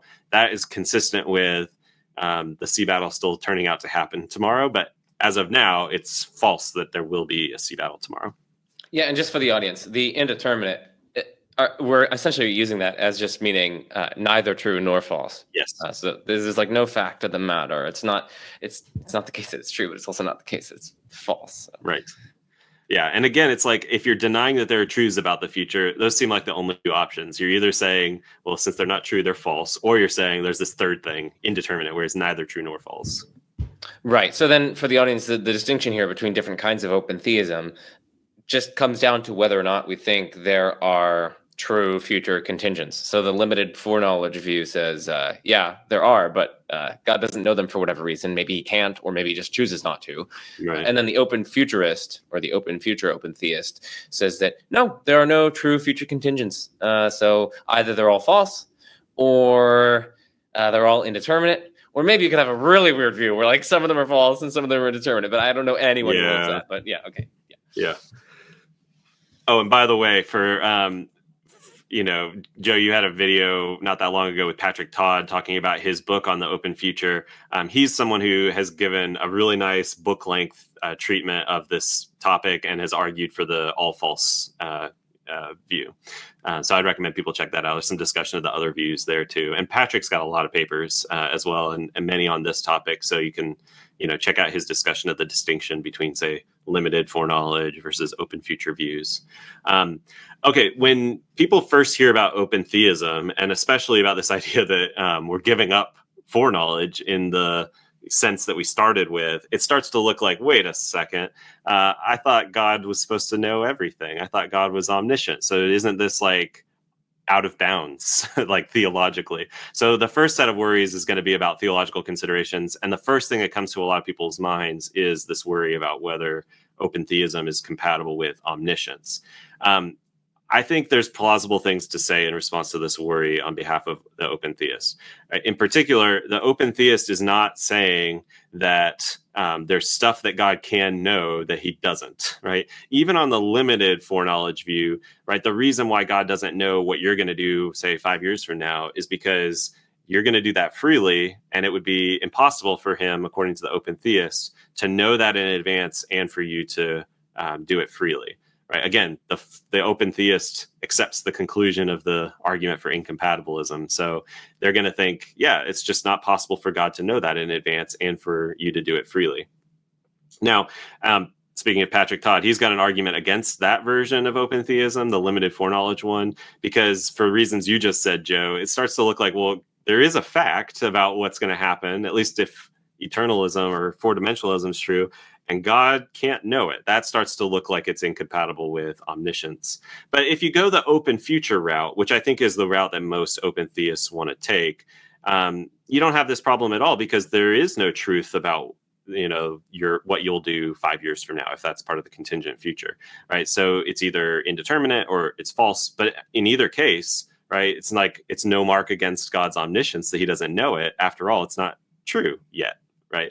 So I think if you're, even if you like the idea that God knows everything or knows everything that can be known or every truth, right, then I think there's ways of spelling out that view that's consistent with open theism. Now, there's some other divine attributes that might not fare so well, traditional ones with the open theist picture, right? So we mentioned classical theism earlier.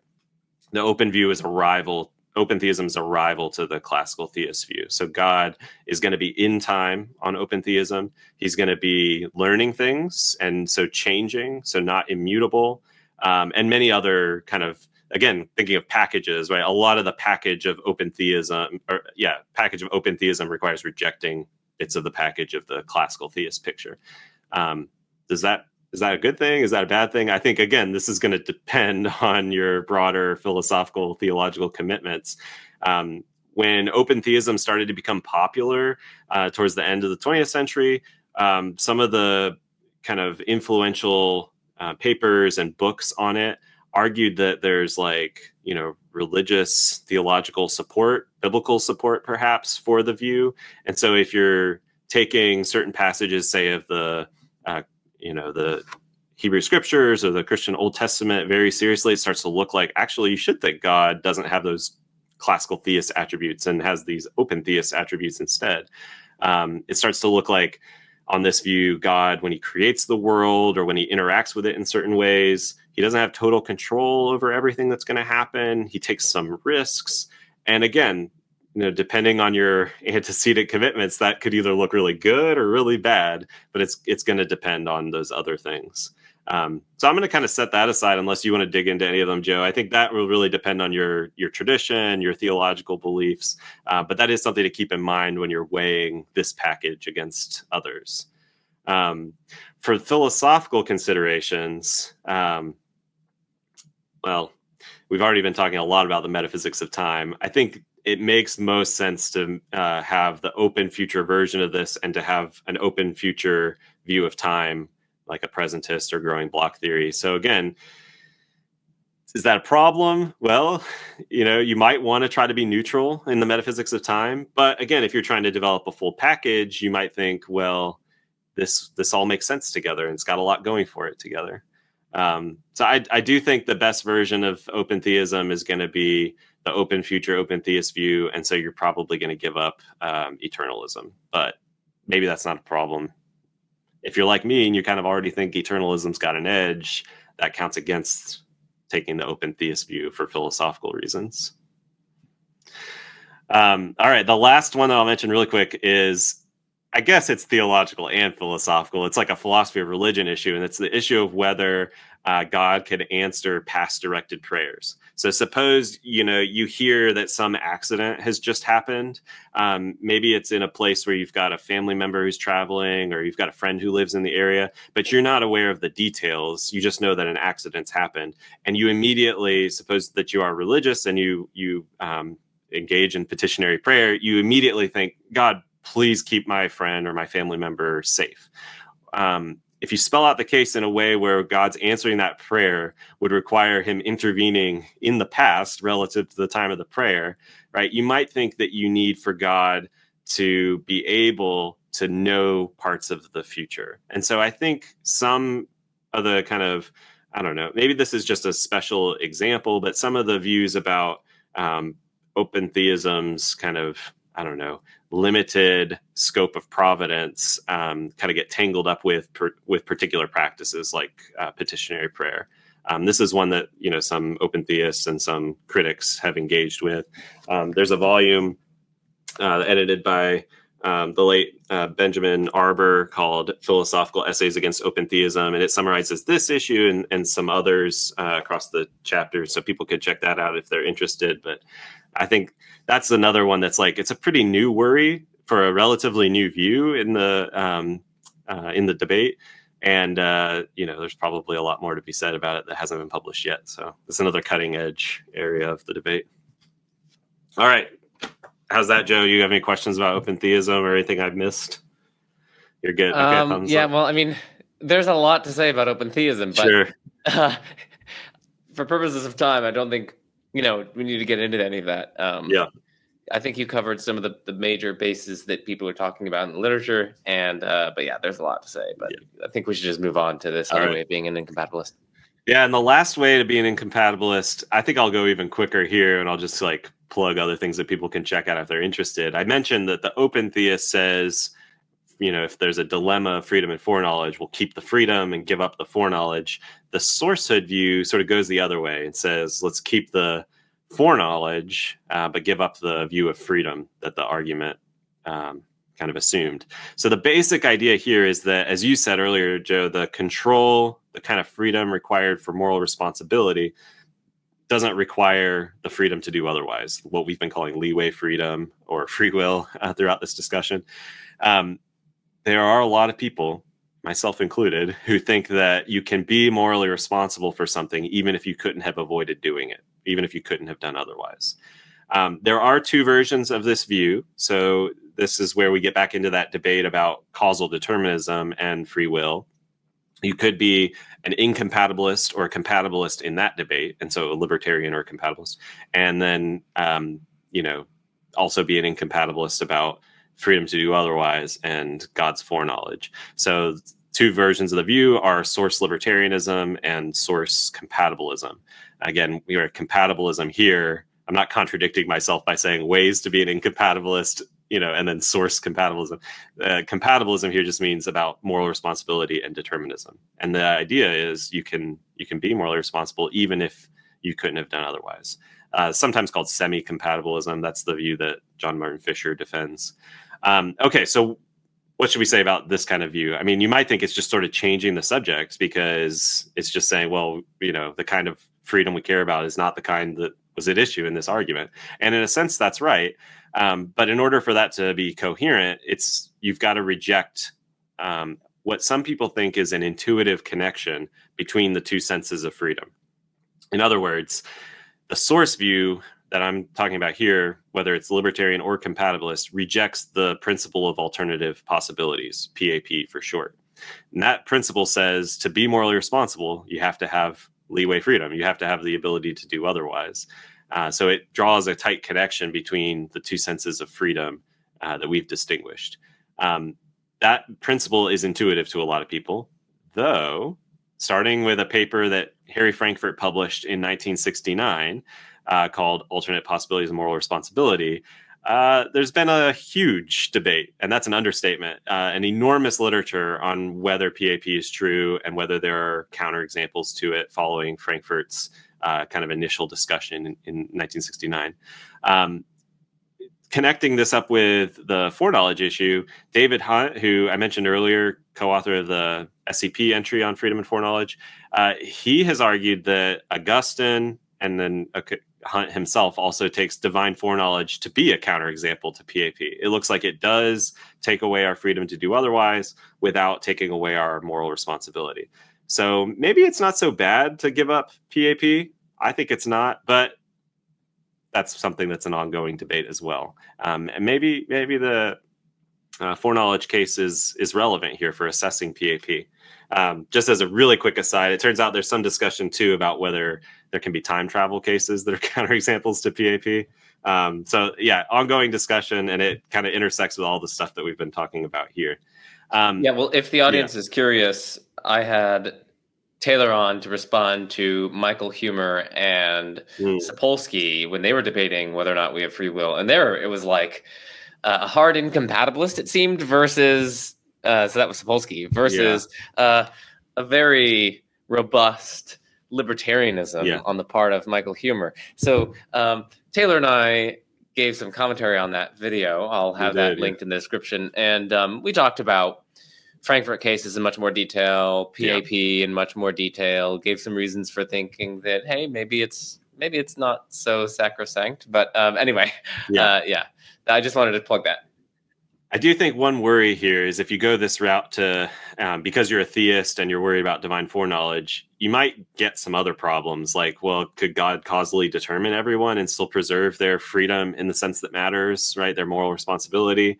It starts to look like you don't have at your disposal some of the resources, say, in response to the problem of evil that other kinds of theists have wanted to, pull from.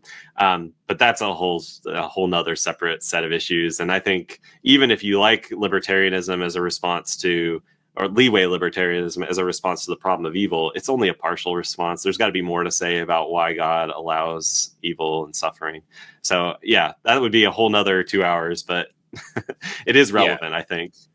Yeah, and I mean, it is worth again keeping in mind that one could be a source libertarian here as well, and if that's the case, well, then it seems like God couldn't causally determine us to freely do things. So that's also relevant to that. So I do think that's right. Yeah, although this is something I'm still working on, but there might be some kind of, I don't know, basic challenges for the motivation for a source libertarian picture. You might think like, one of the reasons for being a libertarian is you think, determinism takes away the control that we would need to be free and responsible. So adding some indeterminacy in the picture gets you a kind of control that you didn't have with, say, a compatibilist model of freedom. But if it's not leeway that the indeterminacy gets you, it's not clear what the indeterminacy is adding that gets you any more different kind of control than you'd get on a compatibilist picture. So this is something that's sometimes called the problem of enhanced control. I think it's especially problematic for the Sourcehood libertarian. This is something I'm trying to write a paper on right now. But anyway, I'll just flag that maybe there's a problem there. Yeah, there may be a problem there. I mean, I you know much more about this than I do, but like the way that I was initially thinking of responding to that on behalf of the Sourcehood libertarian could be something like, maybe it's not so much that it like adds to our freedom. I mean, maybe it depends on how you think of it, but it's not so much that it like adds to our freedom, but it rather just like removes a barrier.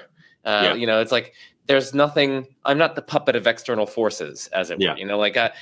It's not as though I'm just one further causal link in the grand chain, which just kind of pushes me along, as it were, and determines me to do what I do.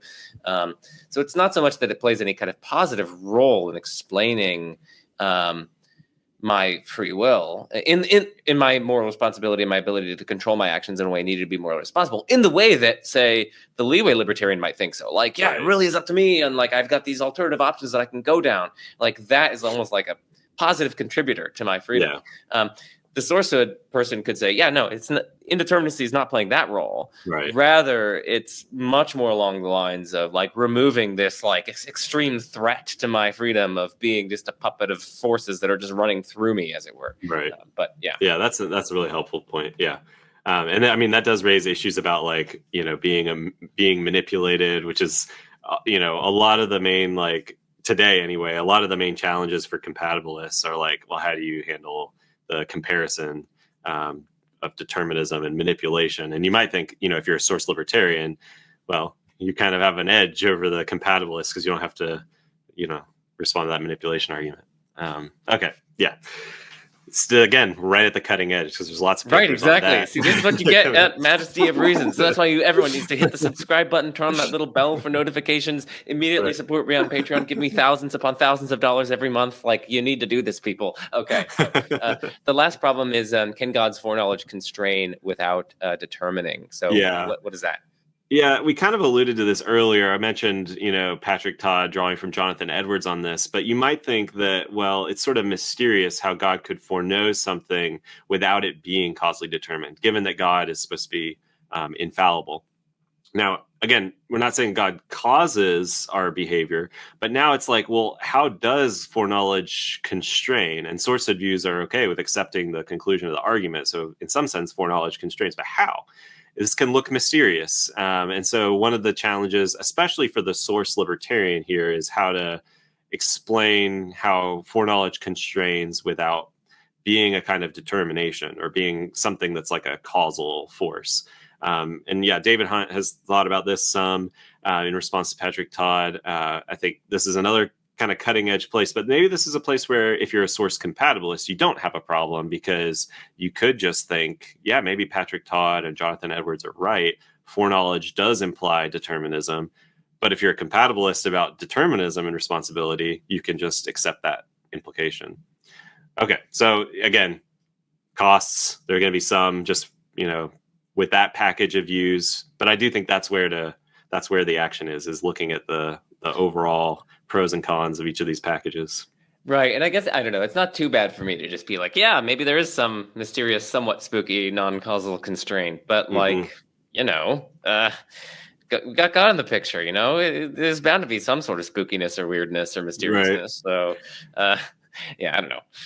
Yeah, it's not as weird as if there were just like a ghost that was doing the same sort of thing, right? If it's God in the picture, things are going to be different than like what we're more familiar with, maybe. Although I don't know how familiar any of us are with ghosts. Yeah, and maybe is it terribly mysterious? I mean, we have an account of why or how God is infallible. We've got this argument, which arguably can serve as a kind of explanation, at least in an epistemic sense, of why there is this kind of constraint.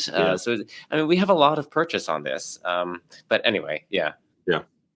All right. So we talked about comparing all these packages because, you've had Daniel Rubio on. He likes to do tier lists. I went ahead and made a tier list of all these responses to the argument for you. And I put source compatibilism in the S tier and then all other views in the D tier. Of course. Kind of a joke.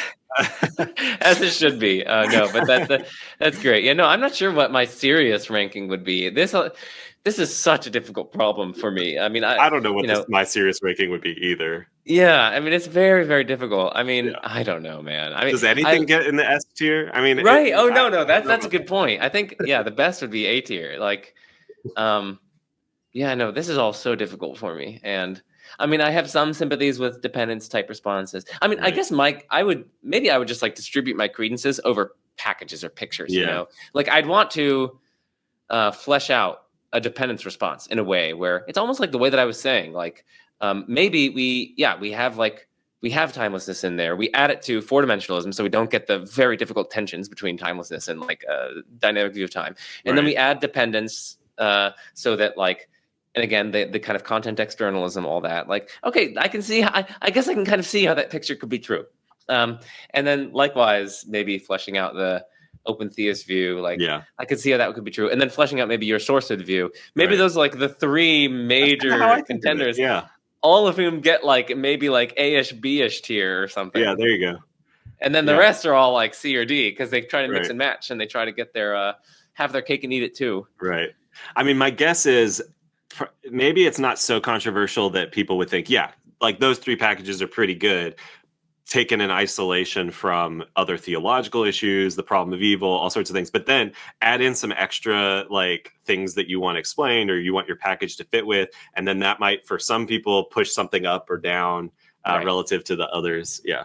Right, that's good. So the tier rankings, we would have to have two different tier rankings. One is qua solution to the problem of freedom and foreknowledge, just independently of its intersection with what you think about the Bible and what you think about other sorts of things. And then another one would just be all things considered. So after you've done all the philosophy and you solved everything, what are your rankings? Exactly. At least for me, all of this is a call to intellectual humility. These things are so overwhelmingly complicated. There are so many different arguments bearing on each one of these potential solutions, and there aren't any simple, easy answers here. And I find that people are just often far too overconfident in their, including myself. We're far too overconfident in our views and our solutions, and we fail to recognize that there are just so many different factors and arguments that influence how plausible views are, and this is extremely difficult terrain. And if anything, this is just a call to epistemic humility. Here. Yeah, that's a great word. And I'll also say, and this sort of fits with my conclusion, read these resources that I mentioned here. I put anything by John Martin Fisher. I've already mentioned Hunt and Zubzewski for a really short, this is from the Cambridge Element series, a really short introduction to these issues, but also some discussion of providence. Lee Weissens and Simon Kittle have a book from 2019, God and Human Freedom. And my podcast, The Free Will Show, we did a whole season on freedom and foreknowledge where we talked to proponents of each of these views that we've talked through today. So that was our season 5, episodes 41 through 50. Simon Kittle, who I just mentioned, kicks off the season with an introduction, so you could hear him lay out these issues slightly differently. And then, you can hear from dependence theorists, open theists. We couldn't get an Ockhamist. We got someone to defend Ockamism for a little bit. So anyway, check out that season for representatives of each of the view, and learn from them and realize what you don't know. Epistemic humility. I think everything that you have said. Awesome. Well, Taylor, do you have any final comments before I do my closing spiel? No, thanks so much for having me, Joe. I think I'm really glad that you're putting together these resources, and I hope this is helpful for people getting into freedom and foreknowledge. Awesome. Well, for the audience, thank you, Taylor, for coming on. And for the audience, please check the links in the description. Check out the Free Will Show. It's amazing. I listen to it when I'm biking and running and doing errands and whatnot. So check out the Free Will Show. I've put links to Taylor's work, to other people's work that we've mentioned. So please go down there. It's a wealth of resources. And of course, I also have a free will playlist of my own where I've had Taylor on, I've had other people on, I've summarized some of Zygzebski's work, I've talked about these topics in detail as well. So check out my playlist down there. And of course, what better way to end is there than I'm Joe Schmid. This is The Majesty of Reason, and peace out.